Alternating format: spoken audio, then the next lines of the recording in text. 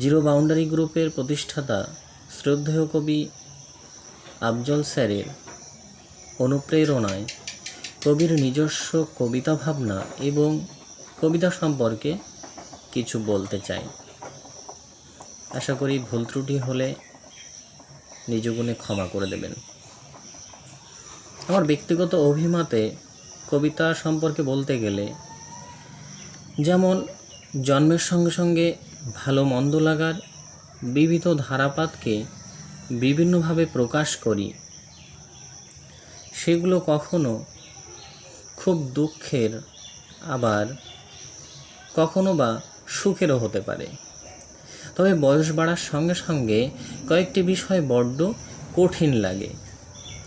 আসলে বাস্তব পরিবেশের সঙ্গে ফেস টু ফেস মেলাতে গেলেই কিছু কবিতা উঠে আসে, কারণ কবিতা মনের গোপন গহ্বর থেকে বেরিয়ে আসে। আর সত্যশিব সুন্দরের মূল কথাই তো সাহিত্য। আবার কবিতা অন্য অর্থে হলো দার্শনিক সত্তা। তবে কবিতার নানান বিভাগ লক্ষণীয়। কিছু ক্ষেত্রে ছন্দের নিটল বুনন, তো অন্য ক্ষেত্রে গুরুগম্ভীর গদ্যের দুর্বোধ্যতা। স্বয়ং রবি ঠাকুরের কবিতা লক্ষ্য করলেই বুঝতে পারবেন গদ্যের গাম্ভীর্য। আবার সত্যেন্দ্রনাথ জীবনানন্দের ছন্দের ঝঙ্কার। পূর্ব প্রসঙ্গ ছেড়ে যদি আমরা একটু আধুনিক বা উত্তরাধুনিকের পাতা উল্টাই, সেখানেও গদ্যধর্মী অনেক কবির কবিতা খুঁজে পাই।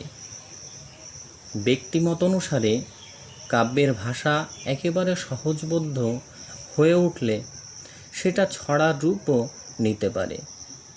আর কবিতার মধ্যে যদি সামান্যতম দর্শন কাজ না করে, তবে সেটি কবিতা কিভাবে?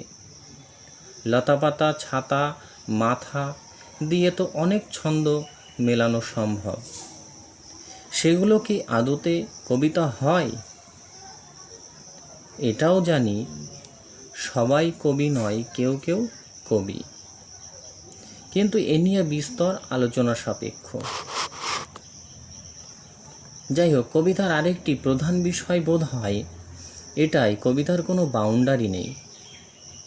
জিরো বাউন্ডারি কবিতা বা জিবাকে অর্থাৎ শূন্য সীমানার কবিতায়, যেটি বারবার আলোচনার বিষয়। বর্তমানে এটা সর্বাধিক জনপ্রিয় একটি পত্রিকা, যেখানে বলা হচ্ছে সমস্ত সীমানার ঊর্ধ্বে উঠে কবিতাকে লিখতে, এমনকি ইংরেজি হিন্দি শব্দের ব্যবহার, সংস্কৃত, ইতিহাস, বিজ্ঞান, দর্শন, ভূগোল, গণিত সমস্ত বিষয় থেকেই যুক্তির গভীরতা কবিতা শৈলীতে স্থান পেতে পারে। এমনকি অনুচ্ছেদ বদলে একই প্রসঙ্গে বিভিন্ন বিষয় এসে পড়ে, কিন্তু বিষয় একটাই থাকবে। আবার ছোট করে খুব গূঢ় অর্থ বোঝাবে। রবীন্দ্রনাথের কবিতায় যেমন সীমার মাঝে অসীম তুমি, আর সেরকমই অসীমতা। কবিতাকে আপডেট করাই কবির ধর্ম, আর সেক্ষেত্রেই আমার কবিতার প্ল্যাটফর্ম। এ প্রসঙ্গে দুটি কবিতা আলোচনা করা যেতে পারে। আমার আকাশ উঠেছে শূন্যে কাব্যগ্রন্থ থেকে একটি কবিতা।